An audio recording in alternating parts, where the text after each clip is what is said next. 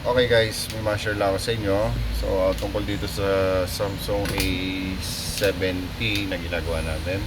So, naabutan ko kasi yung bata ko na nagpalit ng charging pin, D-bus line, tapos bypass ng D-bus. So, wala pa rin. Then, napansin ko yung battery niya ang problema. Kaya lang, walang ka-size at walang stock na battery. So, ganito na lang ginawa natin para masolusyonan yung problema. Kasi yung battery niya ay medyo ano na siya, nag-e-expand na. Kaya bad health na to. Kaya ayaw niya mag-charge ng alas. So, ganito ang ginawa natin guys. Pag wala tayong ka-size or same model, so iba kasi yung terminal niyan pagka ibang model battery. So, ganito ginawa natin. Ayan, pang A52 5G yung nakuha nating battery. Makikita nyo naman, hindi sukat pero pareha sila ng kapal ng battery. Ayan, ito yung original.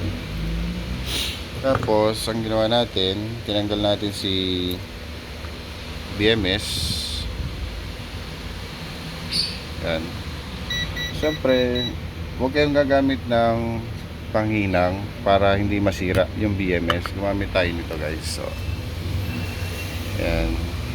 Mag-invest lang tayo nito at napakalaking bagay nito. Kahit anong battery pwede nating i-convert. Basta magandang klase at original yung battery, pwede tayo maglipat. So, ayan. BMS lang boss, mga boss, ang ating ililipat. Basta good ang BMS. Pal, bunutin mo nga yung ano. Ito kasi yung ano, yan charging na. Normal current na yan. Tapos, gusto itas mo, bunutin. Ayan.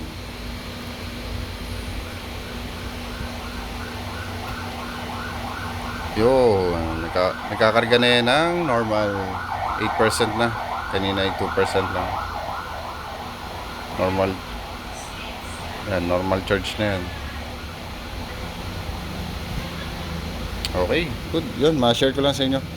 So kahit naman basta ito lang dito kayo mag-focus. Maganda kasi pag mga ganitong spot weld ang gamit natin.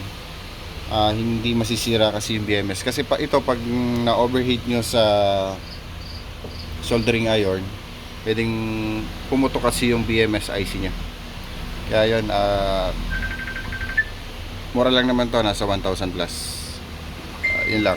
At para magamit nyo ng maayos. Kaya huwag kayong magtatapon basta-basta ng battery kung hindi pa lobo. So yun lang.